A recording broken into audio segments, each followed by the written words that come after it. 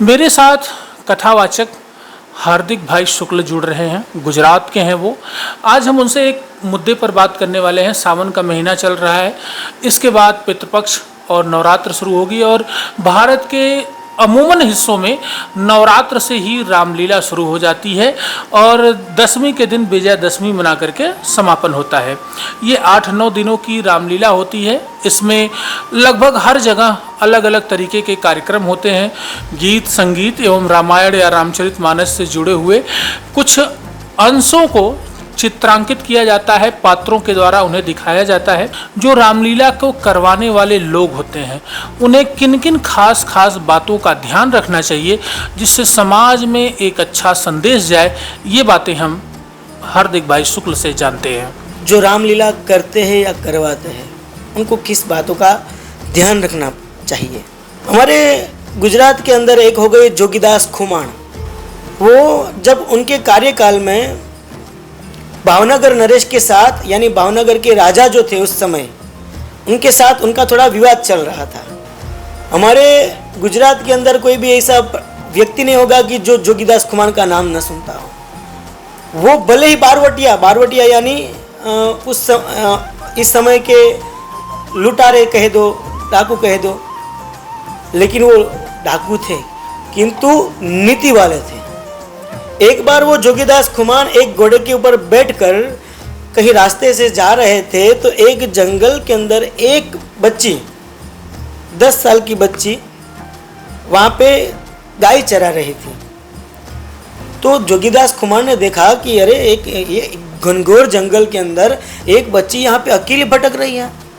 तो जोगीदास खुमाण वहाँ पे उनके पास गए, उनको प्रश्न किया कि बेटी तू यहाँ पे अकेले क्यों घूम रही है, तेरे साथ कोई है नहीं, और तू ये घनघोर जंगल के अंदर एक अकेली, तेरे साथ कोई है नहीं, तेरा भाई तेरा बाप कोई है नहीं तेरे साथ। तो लड़की ने कहा कि आप जो कोई भी बोल रहे हो। लड़की जोगीदास खुमाण को पहचानती नहीं थी, शक्ल से नहीं पहचानती थी। तो उन्होंने कहा कि भैया जी आप जो कोई भी हो, मैं आपको पहचानती नहीं हूँ। मेरा बाप मेरा भाई वो बचपन में ही, मैं जब छोटी थी तभी ही वो गुजर गए थे। आज मैं यहाँ मेरे मामा के वहाँ मैं रह रही हूँ और मेरे मामा के जो गाय भैंस उन्होंने जो पाला है उसको चराने के लिए मैं जंगल में आती हूँ। तो बेटी वो जोगीदास खुमाण कहने लगा कि तू अकेले यहाँ पे क्या कर रही है, क्या तुझे डर नहीं लगता कि कोई आके तेरे पीछे कुछ अनहोनी ना हो जाए। तो बेटी ने कहा कि भाई आपको पता नहीं है, ये जो क्षेत्र, ये जो स्थान है ना, वो जोगीदास खुमाण का है। बेटी पहचानती नहीं थी वो सामने वाला ही जोगीदास खुमाण है। वो बेटी कहने लगी कि आपको पता नहीं ये स्थान वो जोगीदास खुमाण का है, और जब तक जोगीदास खुमाण यह धराधाम पर इस पृथ्वी पर जीवित है तब तक इस संसार में किसी की ताकत नहीं है कि मुझे छू सके।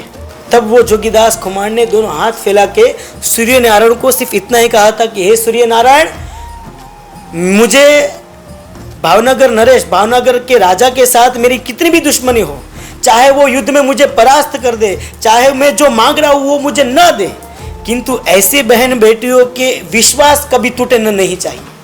कि जब तक उसका विश्वास है कि जब तक जोगीदास खुमाण है तब तक कोई उसे हाथ नहीं लगाएगा। वो ऐसा क्षत्रिय था, समाज को ऐसे बहन बेटियों सभी को मान सम्मान दिए इस प्रकार से, और उसका आज आख्यान होता है हमारे गुजरात के अंदर। बहुत से जगह पर उनका आख्यान होता है। तो जैसे आख्यान यानी जैसे आप रामलीला करते हो वैसे हमारे गुजरात के आख्यान कहते हैं उसे। तो आख्यान के अंदर आज भी जो भी जोगीदास खुमाण का जो भी कैरेक्टर निभाता है, पात्र निभाता है, वो आख्यान पूरी रात चलता है, सुबह से लेके रात शाम तक, रात से लेके सुबह तक। तो आज भी जोगीदास खुमाण का जो पात्र निभाता है ना, वो पूरे नाटक के दरमियान, पूरे पात्र के दरमियान अपनी नज़र ऊंची करके बहन बेटियों के सामने देखता भी नहीं है। सूचित यही किया जाता है कि जब एक मनुष्य के पात्र मनुष्य का कैरेक्टर आप निभा रहे हो, फिर भी इतनी ईमानदारी से निभा रहे हो कि जिस प्रकार उन्होंने जीवन जिया उसी प्रकार मैं पात्र बज रहा हूँ। तो आज कहने का भावार्थ केवल इतना ही है कि जो भी रामलीला का पात्र कराने वाला हो या करने वाला हो, हमारे ध्येय वही रहना चाहिए कि जिसका पात्र हम निभा रहे हैं उसके कैरेक्टर को दाग न लगे।